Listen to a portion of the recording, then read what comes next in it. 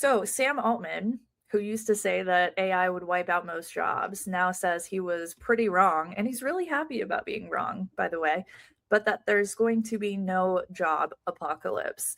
The data kind of backs him up. The Atlanta Fed found 90% plus of firms reported no impact over the last 3 years, which is compelling because just a couple weeks ago on the podcast, we talked about how Coinbase was cutting 700 jobs as a result of AI. So, oh boy, let's get into it, guys. Is the job apocalypse happening? I think that there was never really the fear of losing our jobs to AI, because I don't think that the Coinbase situation was actually due to AI. There was obviously a lot of fear mongering going on, and that's totally normal when we have something very fresh and new on the market.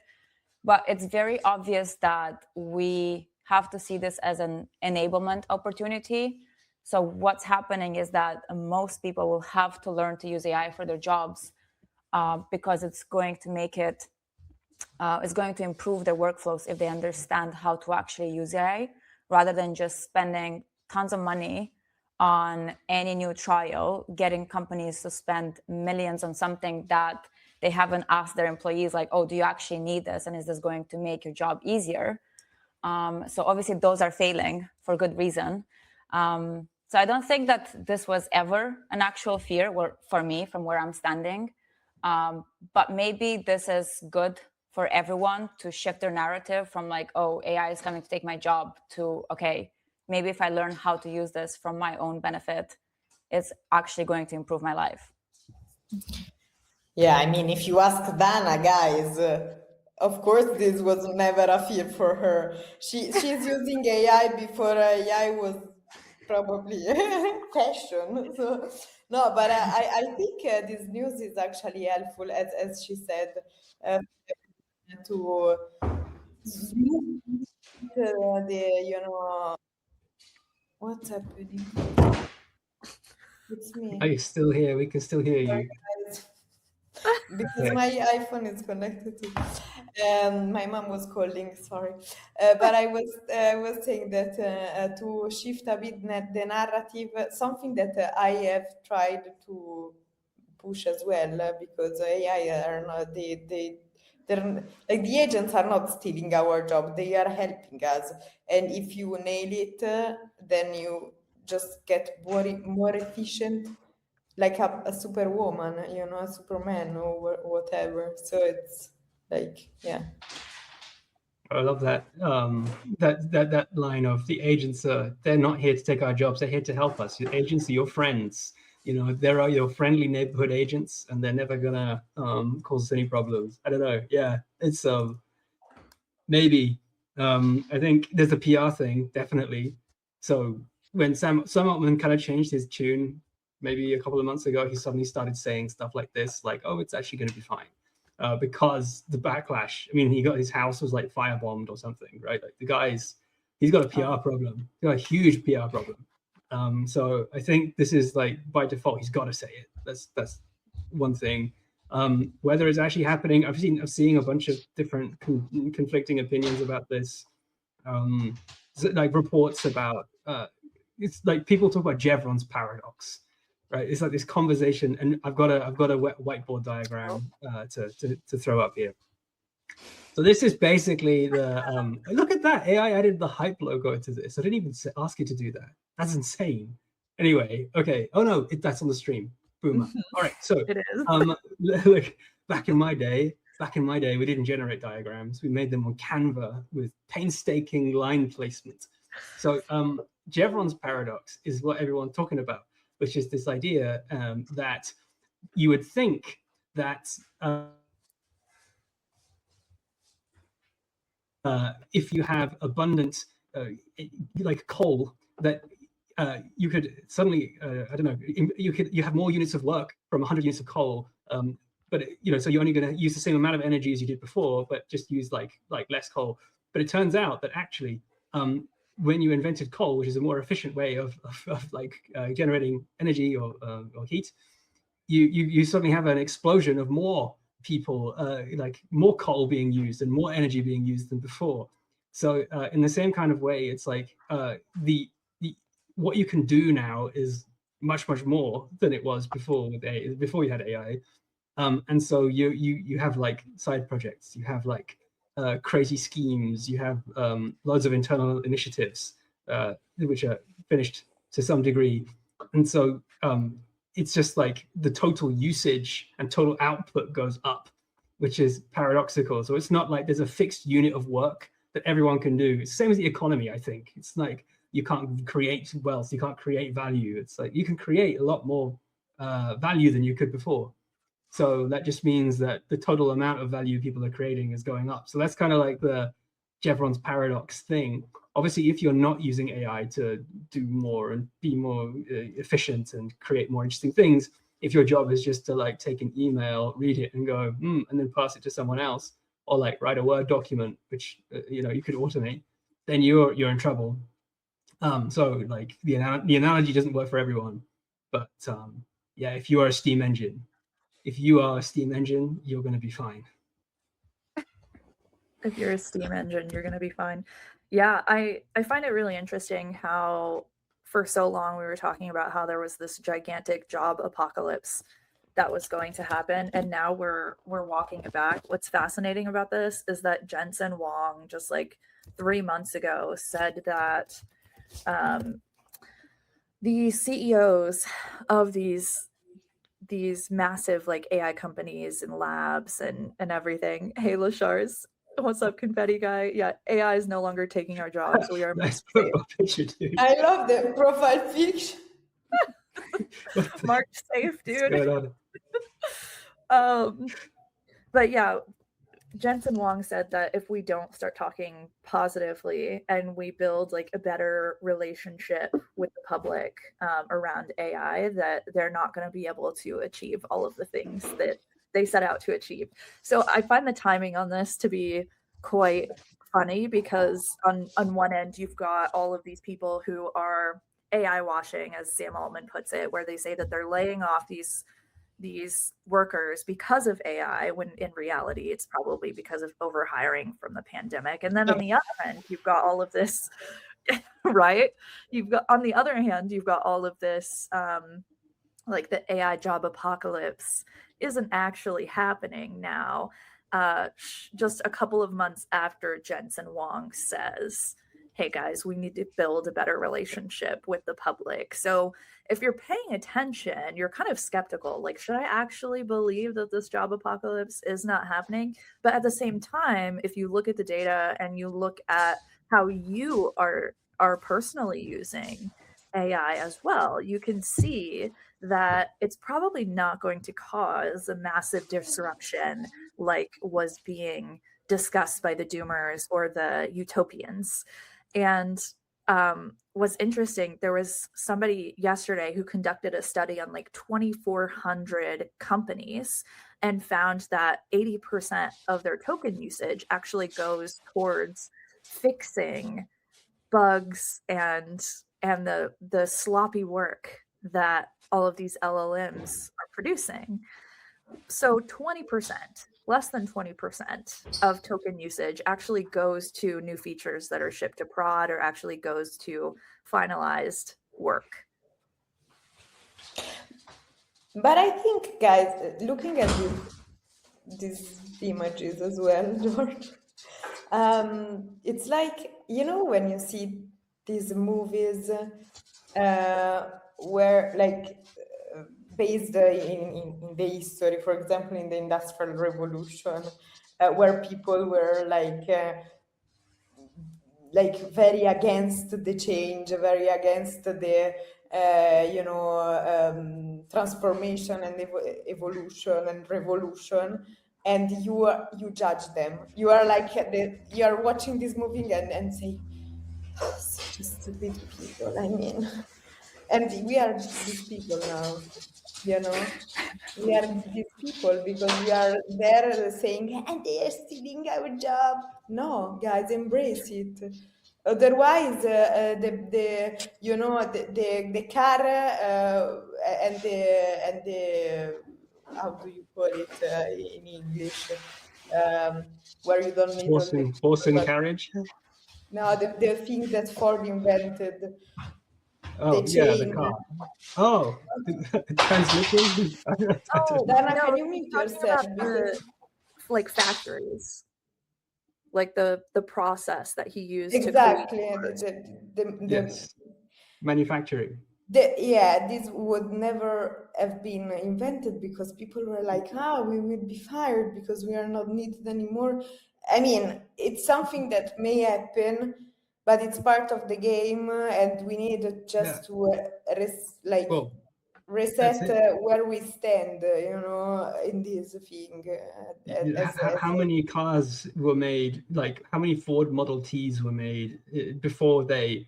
I don't know. Like compare how many cars Toyota makes today versus how many cars were made before. You have modern methods of manufacturing. It's like same kind of thing. It's like you'd think, oh damn, these robot arms are making these cars. Like, I guess there's this. We're gonna just have to make our 10 cars and that'll be it. It's like, wait, no, more people are buying cars now, like, because you make more. So anyway, like, it's just like reasoning by analogy is kind of dumb with all of this, because I do still think that AI has some limitations, and like, there's still quite a lot of problems with people overestimating what it can do for them, et cetera, but like, yeah, I mean, like, I think we threw something like this up a couple of weeks ago. It's just like, it's just change. Like, it's a change. It's a change in what work people do and what's possible and how much stuff you can output that's valuable. So yeah, that's it. I think it's like saying that because we have dishwashers now, you have to make less dishes because we can just, rewash them nonstop, or something similar to this. Just because we have dishwashers doesn't mean that now we can't wash the dishes by hand, or doesn't mean that it makes it that much more efficient. And also, it's funny that Sam Altman was talking about the job apocalypse in regards to AI, because it would be more understanding if Anthropic had comments about this. They have a lot less employees than OpenAI. They have ranging from 4,500 to 8,000. They're planning to actually reach 8,000 by the end of 2026 employees. So if anything, we should be applying to OpenAI. Oh, you're talking, yeah. Okay, for OpenAI, yeah. Anthropic is really interesting too. On Lenny Rachitsky's podcast, so he's the product manager that interviews like executives and department heads across these T1 companies like Anthropic and others. And he had the head of growth at Anthropic on recently. He also had like other department heads on. And one of the things that they're talking about is how the productivity gains by AI, specifically around like the product and development, are so fast that they're getting to a point where they're having to actually hire more product leaders, more designers, more developers, because what's happening is previously product would ship at a rate of like, let's say you'd have one big push to prod every quarter or so. Now, especially with Anthropic, you see them shipping stuff, I mean, sometimes daily, it feels like weekly, maybe. They've slowed down a little bit recently, but they're shipping much more quickly. And so they're getting into a position where they're having to create so many more roles to be able to handle the output that they're getting to. So on one hand, I do think that there are like productivity gains around products themselves, around the amount that you can ship for a business, productivity gains for the individual workers inside of companies. Maybe. I don't, do you guys feel like AI has made your output dramatically increase, or is it just we're in a position where we can do so much more that we're like paying attention to the finer details, or maybe spending most of our time fixing the slop outputs that we're receiving? Like, what's the question? Because it seems that you told twice the same thing. Do you So feel the like question is if we perform better or if we perform more? Ooh, That's a good distinction. Yeah, I hadn't even thought of that, but like maybe you can tell me if you feel like AI makes you feel more productive, Maria. More productive, definitely yes. Mm. Better output, not always. It depends on my mood and if I'm in the right day to be checking on details, because I don't think the first, second, or third output are enough. I mean, when you use AI, you need to check probably and reiterate with your agent at least 3 or 4 or 5 times. Mhm. And so if I'm in the right mood to be a teacher with my Claude, then the output is better and I am more productive. If I'm not, probably, like, if I made this thing by myself, the output would be better, but it would take way longer. So what's the, I don't know. It depends on what you're doing, because if you're tweeting, then even if the output is not super great, it's fine. If you tweet more, maybe it's better than you, I don't know. But if you are working and like the output is for work, then probably, yeah. I don't know, but it depends. I would say. Go ahead. Okay. Back to your first question about like individually, do people become more productive within a team, and how do we even think about that question? I think that a very good example is on Ramp, where inside the company, almost everyone has advanced to sort of a product manager's sort of position, where everyone is enabled to the point that they can actually push features and they can work on features almost simultaneously. And obviously there is layers to it. It's not as easy as, okay, I want to change this on Hype's website, so I'm just going to push this to GitHub, because we don't have those access. But I think it's very important about the training and enablement. And if we think of it in the same way as, okay, let's say that everyone has a computer, right? Same way everyone has access to AI, but not all of us can use a computer in the same way. Some of us can actually multitask a lot better, open terminal, let it run commands on its own, or even Excel. Like, I've seen people who are absolutely amazing at Excel, and when I open Excel, it's like I'm seeing the devil straight in the eye. So it's always about like, okay, how do we enable our team members? How do we ensure as a company culture, do we allow people to actually trial it out? Do they have hours, or do we have a budget for that? Are we actually setting up some training sessions to make sure that we're all, trying to get the most out of how we're using AI? So that's probably one better way to think about how people are using AI and how productive is it making us. Do we even have access to the right resources to be able to use AI right? And for me personally, I feel like it's made me a lot more productive. It does take a very long time to make AI do work that you wouldn't change much in. And it's probably taking me, because I've started using and automating like way before when we didn't even have, I wasn't even using Claude at the time. I think I was writing some scripts by myself. So now that we have access to Claude Cowork, Claude Code, even Codex, these are very powerful tools that if you do spend the time and you actually have the luxury of spending the time on learning how to use these tools, it can absolutely transform how productive you can be and how much more output can be pushed out. Definitely agree with you there. Okay.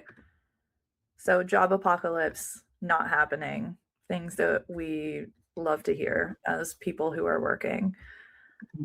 All right, let's go. One point of I think I'm on lag. I've got lag. Okay, I just want, before we move on, one last thing on this subject, which is that the thing that will send you crazy is if you like, AI is very, very good at tasks where the output is like verifiably correct. So like writing code, it's like, yeah, this works. When with something like writing, it's really bad.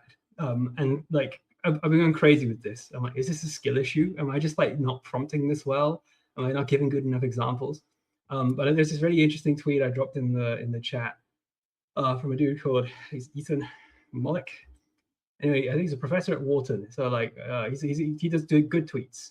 And he basically is saying what I've been saying for a while, or going crazy with for a while, which is that AI is like the style that AI uses when it writes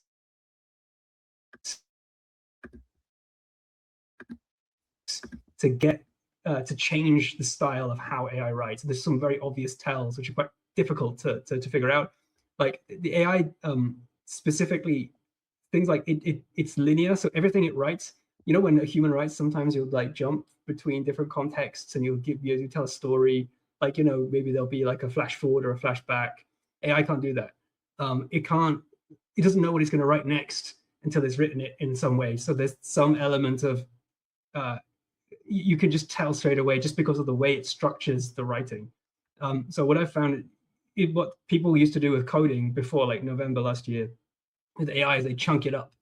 So be like, I want you to just work on this one chunk of code. I don't want you to try and write the whole thing because it'll be a mess and you'll just break it and it'll be wrong. And I think that's where we are with long form writing still with AI. So I ask it to like chunk it up, or like say, okay, let's work on this paragraph, let's work on this section. Or like, what am I missing? What's another angle? And we sort of work in the idea space a bit and bounce ideas off each other. But if you ask AI to write something, it's going to be terrible. And I've not found any way to get around this yet. Like to my eye, like I don't know about everybody, but if somebody sends me a doc, I immediately know if it was written with AI in any capacity, like straight away. And it sends me crazy. So we all love to use AI, but we hate to receive it. Yeah. We hate to receive AI docs, even though we want to be the ones to create them. But okay. I think it's worse when we receive AI docs that they haven't checked the output. And I am now having to check the sloppy output of your sloppy prompt. If you're using AI, at least use it well.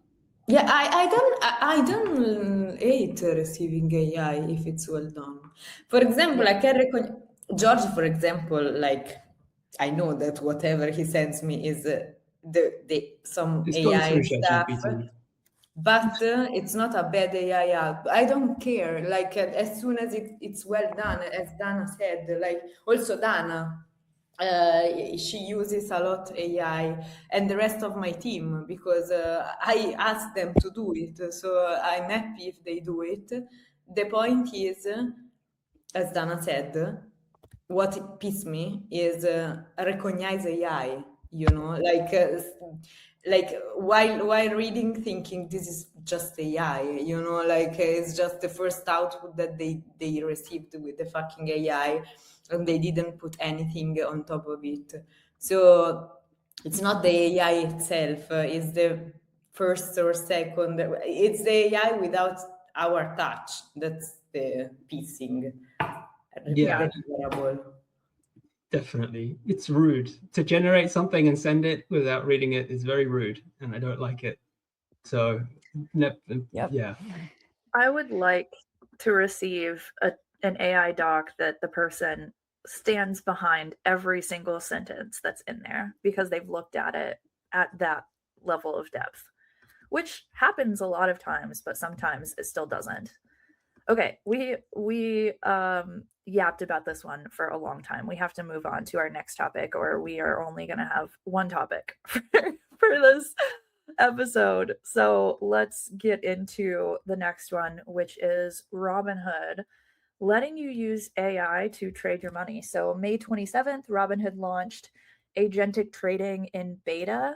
You can now connect a third-party AI agent, something built on Claude or ChatGPT, to a dedicated sandbox Robinhood account and let it place trades on its own. It runs on Robinhood's MCP.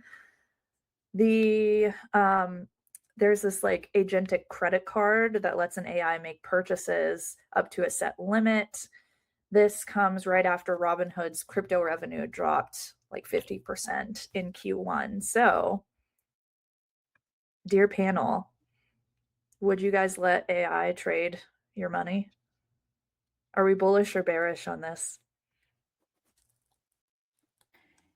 It can't be worse No than way. me trading my own money. So Exactly. I was saying that. I mean, for sure, the job would be better. So probably, yeah. I'd rather play blackjack. you know what? I would rather play some poker. Mm-hmm. But I think here it depends like on the permission layer, because also the interesting part is that they're also building that permission layer with separate accounts, dedicated funds. So if it's a sandbox environment, and I know that the first of all, this agent cannot be maliciously attacked, sandwiched, everyone going after it for my $50, then why not? I would like to try it out for sure. I mean, I would probably try, meaning I would put, I don't know, 200 and see. And then if it goes well, I put everything. This is so spooky to me. Also because I don't have time, guys. Like, I remember like when I used to work in DeFi, all of my colleagues were like awake at night because there weren't even the automation stop loss stuff. So it was a nightmare. Like they had to check if their positions were still there and blah blah blah. And if it was a they really like stayed awake all night long to. And George, I think you're one of them. But the day after, during the calls, they were like zombies, and I was so fresh because I didn't care, / I didn't put any of my money into vaults or anything. So. Yeah. I mean, at this point, you could have just put your money in pretty much any index fund, like pretty much any like stock at all in the last 6 months and been like a genius trader. So it's a pretty easy market unless you're in crypto. If you're in crypto, then like it's maximum pain. So yeah, that's another topic. But yeah, we'll see how the agents do in not like a face melting bull run. I imagine it's a pretty safe time to launch this kind of thing because it's just like up only for everything anyway. But yeah, if it's let's see what happens if like it's not that. I have no faith whatsoever in AI to make like good decisions or have good judgment. And so I would never give it like my money to trade with. Like that's scary. And to be honest, like trading anyway is kind of like all of this TA stuff is I agree that it's what's astrology, right? It's like astrology for men, I think people have said. So it's like, what's your star sign? Where are the lines? Where are the lines showing you the correct things? Is the Bollinger Band in the right place? It's like, yeah, it feels really good, man. Like I'm gonna make some money on this one. So like I think it's all it's wazzy woozy. So yeah, just put your money in index funds and don't try and become a genius Michael Burry trader using AI agents. It's a great way to lose money. That's what I think anyway. But that's the same as saying that you wouldn't trust the judgment of a person to do trading either, right? Because everything is traded on our data. Okay, but if you're not going to trust another human being, why not trust a bot then? Like, gamble with either different. Of them. We're in crypto, we're supposed to gamble with at least something. I would prefer to set, like, if it was like automation of some kind, like I've got a strategy, okay, this is what we want to do, and then just set it very, like, you don't have to involve LLMs or like AI in any way. You just say like, okay, I want that. These are the rules, and I want you to buy here and sell if this happens. A bunch of like very, very specific things. but I wouldn't then like give it to an LLM to be like, interpret my message and apply your own judgment. It's just like adding this extra layer of like magic, and I think that's where things could go wrong. And then like I didn't trust my own judgment either at this point, but I especially even less trust the judgment of me plus Claude, you know. But then this could be interesting because you could set up like, for example, A/B testing, and then what you could do is prompt the agent, and both of you get the same amount of money, and do this over a couple of weeks. See which one of you actually has a better grasp of the situation. Mm-hmm. You definitely that would be really good content. Yeah, and, that would be good for content as well. Mm-hmm. Did you see there was some projects, like it was a little while ago now, where they were like, we've given ChatGPT $100 and Claude $100, and I think you might have even posted about this before, but like it was like plotting out their P&L over time and like which LLM did better, and I don't remember the result in the end, but yeah, you could run that and see what happens. I would love Ultimately, to see I think this is a bullish sign. Okay. That's fair. All right, let's jump into our last topic. Everybody has meetings in 7 minutes, so let's see how quickly we can get through Pulsia, which is, if you have not heard of Pulsia, this is a single founder, no employees, nothing, who went from 0 to 10 million ARR in 5 months across 7,600 businesses on a like $50 a month plan. And basically his goal is just to help businesses operate with AI agents and to not have to do it themselves. Pulsia does everything for you. It runs your company for you. He just raised $30 million at a $250 million valuation. The founder is Ben Sarah, and very like fascinating, kind of interesting guy. So the platform runs 9 AI agents that handle coding, research, ads, cold outreach, and customer support. The problem with this is that he has a 2.1 out of 5 score on Trustpilot. There are reports of tasks that have been marked as done that never ran.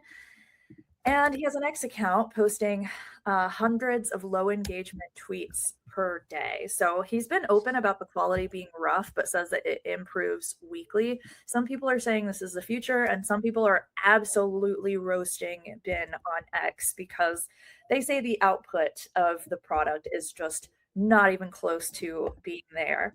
Since all of us have worked in crypto, we saw dumb money come into crypto and fund some of the craziest ideas, especially early on, like early in these new markets and emerging technology. You often have investment in a lot of silly things. Do you guys feel like Pulsia is just another dumb money investment, or does Ben actually have something here? Dana, let's start with you, since you're our most tapped in to what's going on inside of AI as our AI services director. Sorry, so someone just messaged me that someone's chewing gum on our live stream. What? It's me. Oh no. Sorry, guys.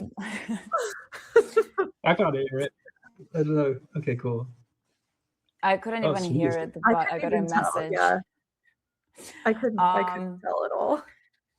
So this whole Pulsia thing is interesting because it is AI slop, just spelled backwards. And the second interesting part is that everything is just a claim done by the founder, and that's not even his real name that he's using. So it's all quite interesting. I mean, this is definitely, this is either a category signal or maybe a warning label. So from my perspective, I think that what this whole situation proves is that investors are willing to price extreme operating leverage, right? And maybe right now, the way that they're looking at AI is the way that they were looking at crypto a few years ago. A company claiming to close 10 million ARR with one human AI agents is exactly the kind of narrative that obviously VC wants to believe in right now, because it's fulfilling that maybe future where, oh, we can just have companies be run by one person and they bring us so much money. So it makes sense why this would be bought into. But yeah, as you're mentioning, what it does not prove is like the Trustpilot score, tasks that were marked complete, but then they did not run apparently.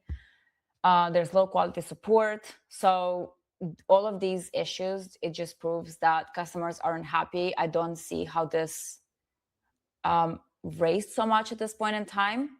So I think that we should track the news around this. I'm really curious, even if this is a real story, because again, this is something that was just posted on his LinkedIn profile. So I really want to see how this develops down the line, because to me, it just sounds like a shit show. I definitely agree with you there.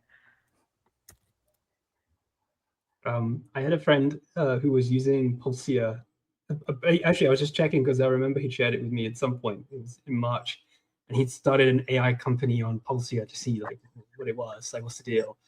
And it seems to do a couple of things. One, it sends it like a ton of spam emails on your behalf to do like cold outreach, quote unquote. I think people are just getting like tons and tons of spam emails, and then like that's very annoying. So it's just like strategic judgment by my AI. It's the same as like AI CMOs. Like AIs can't run companies. Like obviously, like this is like there's no way. Yeah, it's like maybe he's raised on some future vision. I saw that there were some ARR numbers being thrown around, which are probably not real. I don't think any of the companies launched so far with Pulsea have made money. So it's just like, yeah, borderline. Looks like a scam to me. But like maybe he's building towards some beautiful thing, and he's gonna launch a bunch of updates with all this money. Like, yeah, like all great startups can look like pretty bad at the start, giving the benefit of the doubt. But yeah, I don't know. Everything's messy whenever it starts, for sure, but it feels like we can't even trust AI to write an article for us. Why do we think it's going to be able to run a company? Yeah. And maybe it's a bet that it will be able to in the future, which is great. I actually saw a really good argument about this, which is that now anybody who launches a similar product is going to be defined by this guy and what he does, which is why he's able to raise so much, because he's now he has first mover advantage to the category. So anybody after this guy is going to be judged based on his success, and also will likely not be able to raise the same amount of money. Yeah, it'll be a question of like, how are you different to what Pulsea did? How are you going to avoid the same? Like, show me like your thing works. Hopefully, like show me a demo. Like I don't understand, but because people could just try it. Like the demo, it was like live. So if you're doing diligence, you just like log in and go like, okay, let's create an AI company, and then it would not work very well, and you'd be like, oh, this is like bad. I'm not going to invest. So like, it's very confusing to me. I have no idea. Like I get that VCs like fire a bunch of shots, then you invest in 100 AI startups with haste. Like no time to waste. Let's make it happen. But yeah, it takes like 2 hours or something to do this. So it's confusing. Yep. I think if people were not as lazy as they are, because we all like everything to just work from the first prompt, and no one's really putting in the time to make AI do good work for them. Because I feel like I'm at a point where I would trust my AI to write an article for me if I knew what I wanted to be written about and what sources do I want it to use. Also, I would trust it to do the actual research and use the right sources. And maybe from the second prompt, it would be good to go. So that's I would say very, very good already. But people don't like to put time into that. And it's obviously easy when if someone said to me, and I wouldn't want to put a time into it, but I had $50 per month extra to spend on this. And they're like, oh, we're just going to run everything for you. It sounds like the best deal of the century, you know? And people don't look what's under the hood. So almost everything that we see, like this is probably some ChatGPT open source wrap project. And it's like ChatGPT is getting better and this thing is going to get better. Yeah.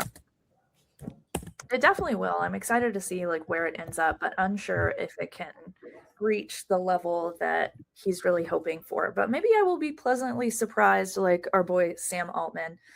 Okay, does anybody have any final thoughts before we head out for the week and we get to all of our calls that we are late to? Just embrace the change, guys. Don't be afraid and don't be lazy. I love it. That's beautiful. You won't be displaced by... I'm sorry for my chewing, but I didn't, I forgot to put mute and I needed the chewing to concentrate sometimes. George, are you okay? Understanding himself. Final thoughts. I'm gonna die.